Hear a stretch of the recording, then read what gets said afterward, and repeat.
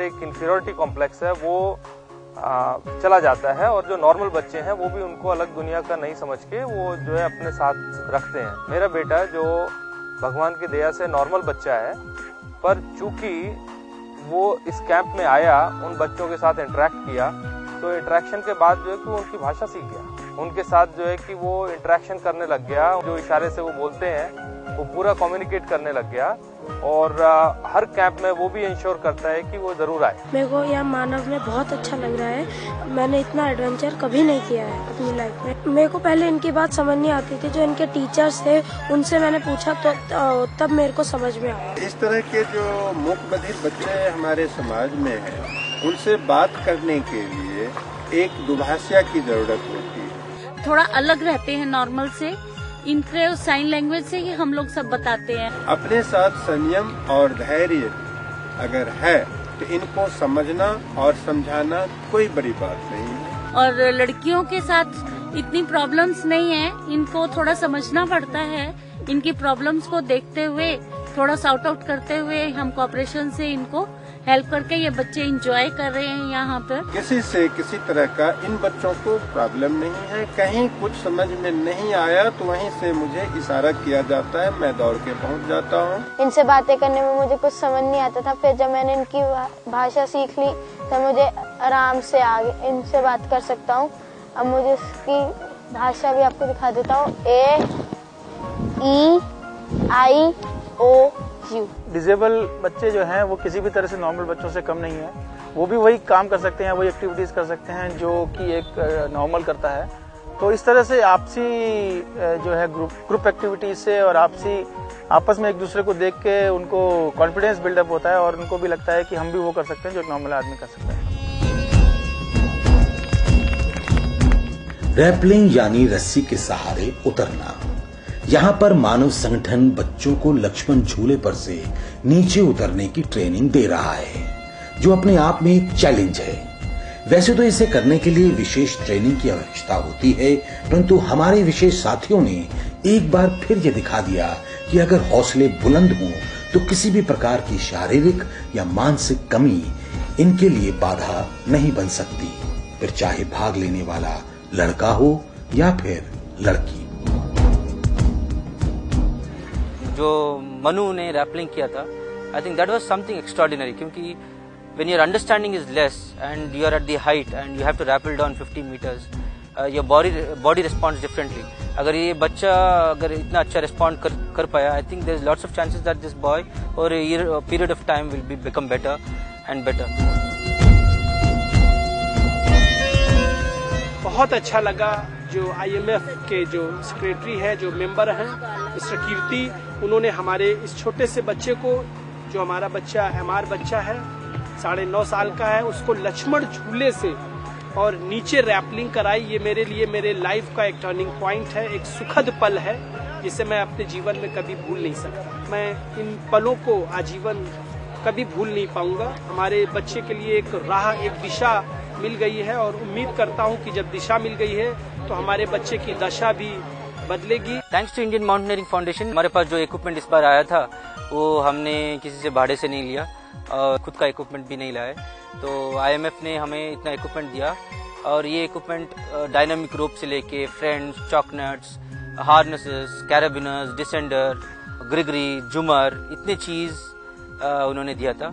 तो ये सब महंगा इक्विपमेंट आता है, लगभग 2 लाख का इक्विपमेंट है जो उन्होंने हमें दिया है इस कैंप में यूज करने के लिए। We are very thankful to them. अपने जो सदस्यों से ही हम पैसा इकट्ठा करके और आपस में इसका अनुदान रूप से हम शुरुआत की थी, और अभी जो वॉलंटरी बेसिस पे जो कुछ उत्सुक और जो भी इंडस्ट्रीज वगैरह के हैं वो हमें इसमें कंट्रीब्यूट कर रहे हैं। अभी it's been 16 years now. I cannot believe that we have reached the stage where we've done 25 camps for disabled and we've done lots of camps for normal children. उनकी प्रतिभा को बाहर निकालकर उनके अंदर एक सामान्य जो व्यक्ति है, सामान्य जो बच्चा है, जो सामान्य नौजवान है, उसके बराबर खड़ा करने के लिए निश्चित रूप से सरकारी प्रयासों से अलग हटकर काम करना होता है, जिसके लिए मानव ऑर्गेनाइजेशन पिछले 25 वर्षों से काम कर रही है। और मेरा मानना है कि सरकार को इस तरह के संगठनों को बढ़ावा देना चाहिए। ये एक बहुत ही अच्छा अनुभव है जो कि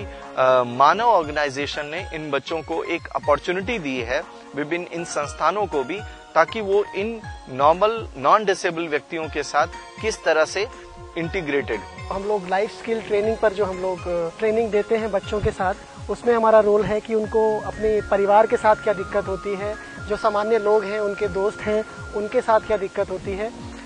इस सब विषय पर हम लोग इन बच्चों से बातें की, उनकी भावनाओं को समझा और वो इन सब चीज़ों से कैसे कोप अप कर सकते हैं, इसके बारे में हम लोगों ने बताया उनको। ये प्रोग्राम मैंने पिछले 3-4 साल से एक विशेषज्ञ के तौर पर वॉलंटरी अपनी सर्विसेज देके यहाँ पर शुरू किया है।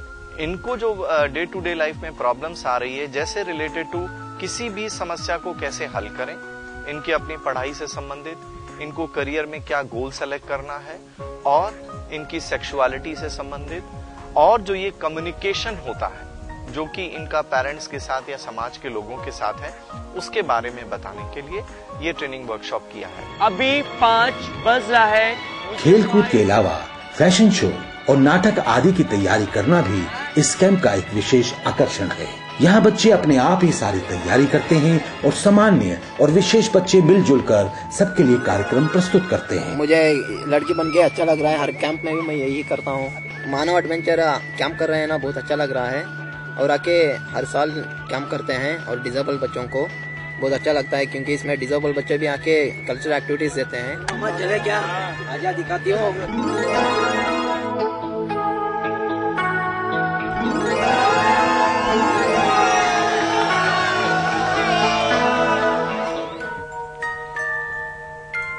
करीब 150 पार्टिसिपेंट का प्लस जितने भी स्टाफ इंस्ट्रक्टर हैं उन लोगों के लिए, सारे लोगों के लिए खाने का इंतजाम किया।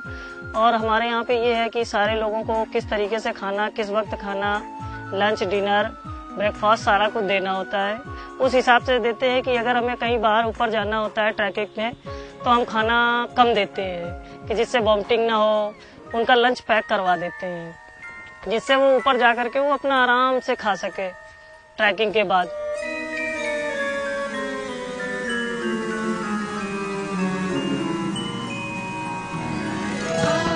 मन में एक नई उमंग लिए फिर चल पड़े ये मतवाले नीलकंठ मंदिर की ओर, जो कैंप से लगभग 23 किलोमीटर दूरी पर है।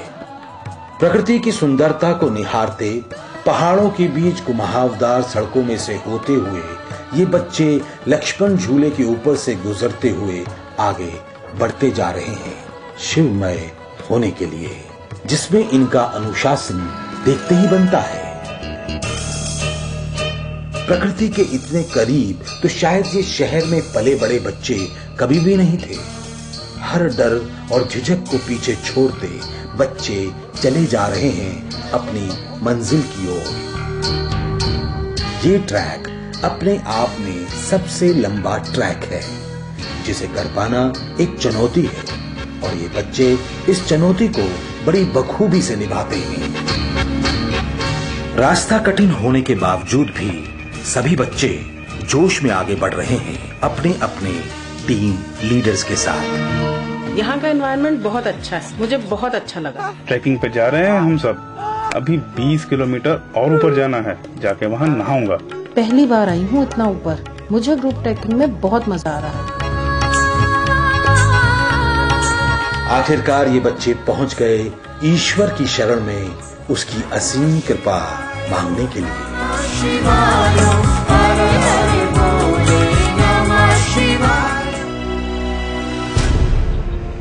सुबह से रात हो गई, शरीर जरूर थक गए पर मन नहीं।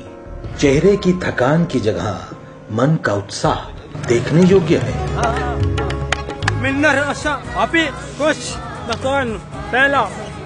ऊपर जाते हुए हम बहुत थक गए थे, पैरों में दर्द हो गया था, पर वापसी में नीचे आते हुए बहुत मजा आया। थैंक यू हमें ट्रैकिंग कराने का।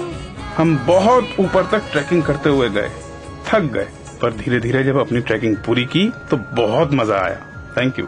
इसमें बच्चों में कॉन्फिडेंस आता है, क्योंकि हमारे साथ एक बच्चा गया था, उसका पैर ठीक नहीं था, तो जब उसने इतना लंबा ट्रैक किया तो फिर उसको काफी कॉन्फिडेंस आया कि घर में तो वो दुकान से सामान लेने के लिए भी उसके घर वाले उसको नहीं भेजते हैं। अधिकतर लड़कियों में एक फियर होता है अंधेरे का। आज जब उसका एक्सट्रीम उन्होंने देखा तो उनका अंधेरे का डर भी निकल गया। मानव का एडवेंचर के लिए जो विकलांग बच्चों के लिए कदम उठाया है ये बहुत अच्छा है, क्योंकि नॉर्मल बच्चों को भी एडवेंचर करवाते हुए लोग कतराते हैं। तो मानव उन्हें ये कराता है और उन्हें मतलब हौसला देता है कि वो किसी से कम नहीं है, वो भी बहुत कुछ कर सकते हैं। कैंप का अंत हुआ एक भव्य आयोजन से। इस कार्यक्रम के मुख्य अतिथि थे श्री सुबोध उनियाल जी, जो उत्तराखंड कांग्रेस के राज्य उपाध्यक्ष हैं। उनके सम्मान में सामान्य एवं विकलांग बच्चों ने मिलजुल कर कार्यक्रम प्रस्तुत किया। योगाभ्यास, कई प्रकार की योग मुद्राएं और आसन। इन 6 दिनों में मानव संगठन ने सामान्य बच्चों और विशेष बच्चों के लिए दुनिया भर की सभी खुशियां बटोर कर उनकी झोली में डाल दी। आग से तरह तरह के खेल इसका मुख्य आकर्षण था।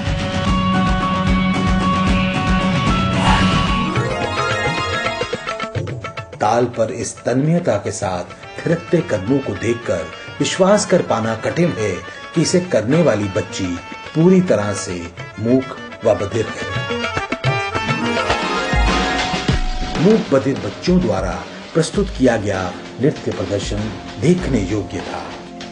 और यही नहीं, इन सब की प्रतिभा को देखते ही बनता है।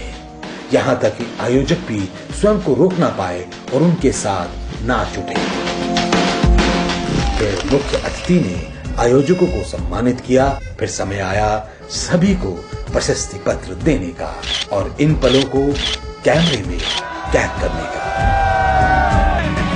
खुशियों के कई रंग बिखेरते, हंसते खेलते और जीवन के इन अनूठे अनुभवों को लेते लेते समय के बीतने का एहसास ही नहीं हुआ और समय आ गया कैंप फायर का। और जैसे हर चीज की शुरुआत होती है, उसका अंत भी निश्चित है। ठीक वैसे ही इस कैंप के भी खत्म होने का समय आया। देश भर से आए सभी बच्चे अपने अपने घरों को लौटने को तैयार हैं।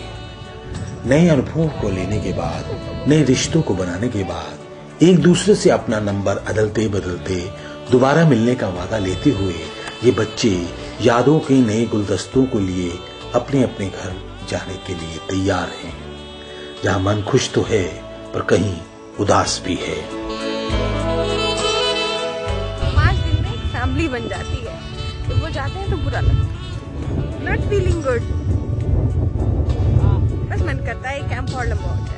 But anyway, I wish you all the best of luck, all my friends, and hoping to see you again in the near future. इसी वादे के साथ कि कल फिर मिलेंगे मानव संगठन के परचम तले।